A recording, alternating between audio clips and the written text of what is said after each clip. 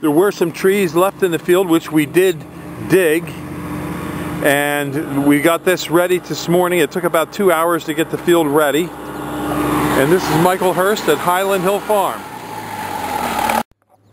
Alright, my name is Mike. I'm here at Highland Hill Farm. What I'm going to do today is we have a field that's prepared, about ready to be chisel plowed, which is what I'm going to do right now. It's not really chisel plowed, it's subsoiling what I'm doing.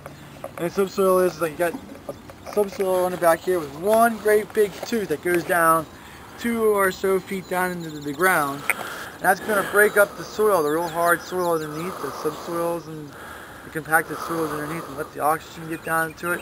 Makes it more aerated. So when we plant our trees, the trees have a deeper root zone that they can grow into.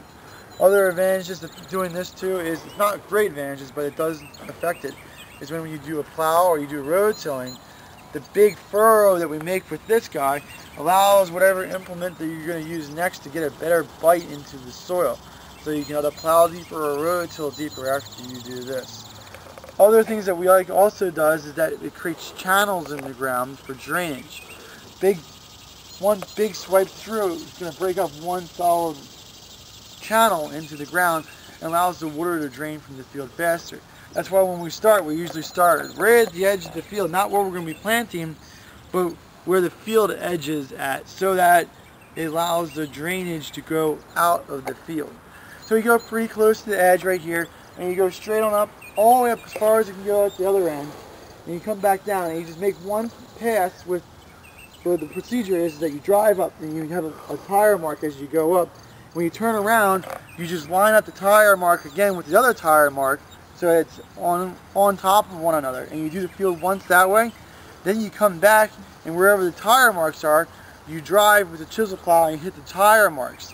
And it gives you like a good 3-foot spacing on it, and it gives a good channel throughout the whole entire field. It's a good uniform way of doing it. And it's got a good spacing on it too. We usually try to follow the way that the field is going to drain, just so that when the water does get into the channels, it's not like it's going to go into a curb, it's going to get clogged in any one of the areas. You want the water to drain from the field when you're chisel plowing, subsoiling this deep. Okay, thank you very much, Mike. And now you're going to start and show them how you do it. Oh, I'm going to adjust this first. Okay, tell them what you're doing when you adjust it. Oh, okay. Well, since this is going to be a tearing action, when I drive it onto the ground and into the driveway, I don't want to tear up the driveway. So I have the angle of the shoe here facing upwards. So what I really want to do is I really want to have it facing downwards so it goes into the ground better. And then when I drag it through the ground, it's kind of a lifting action as it drags through. It lifts the soil on top of it and leaves a cavity behind it. And that's where the air, oxygen goes, and it makes it much better for the field. So when we do this, what we're going to do is we're actually going to tighten this up. This is going to push this top forward and the bottom back, because it's got this pivoting action to it. So as we do this, you can see that the back is pushing back and the shoe is stretching more and more at a downward angle. Now I won't be able to lift this all the way up out of the ground after I get it really going. The only reason that it's out of the ground right now is that there's a ditch right here. But once I start getting going, I'm just going to have one continuous line wherever I go. No matter how high I pick it up, it's going to be dragging. So you get a nice little angle on it. You don't need something like exaggerated, but enough to give you a little bit of an air pocket right behind this, and that's all that you really need. You go through and you're going to be breaking up the real heavy soils. You're going to get the airflow much deeper into the soil as well. And then also allow for drainage. And then it also helps with the next part of the process, whether you're using a plow or a road tiller. Okay, thank you very much, Mike.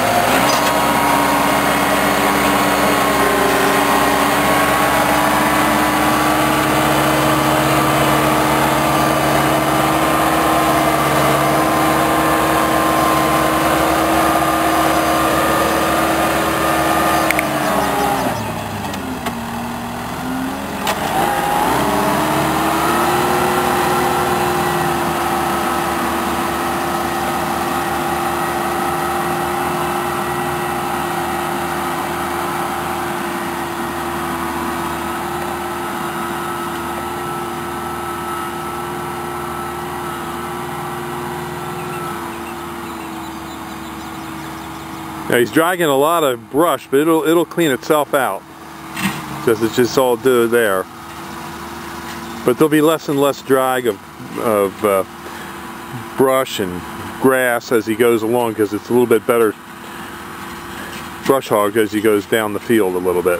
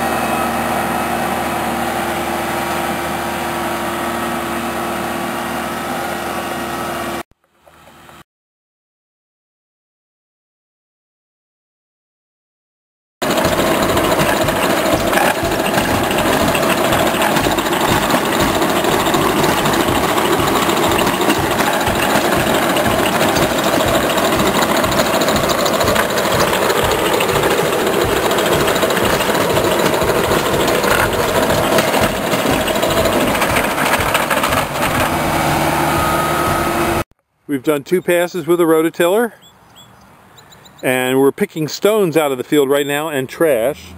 And we have over here our used irrigation lines that we'll put in as soon as we plant the trees, because it's very hot and dry, and we'll need to have drip water lines on those as soon as they're planted.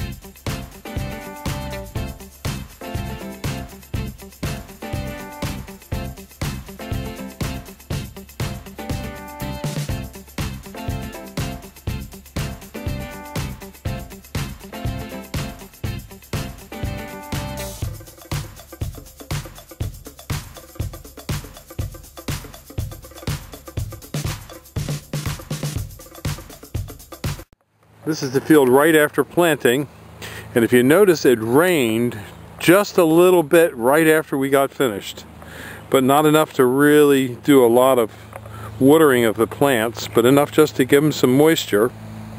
And we planted about 500 of them right here, and this will be in here for about 3 to 4 years, and then we'll start digging them out.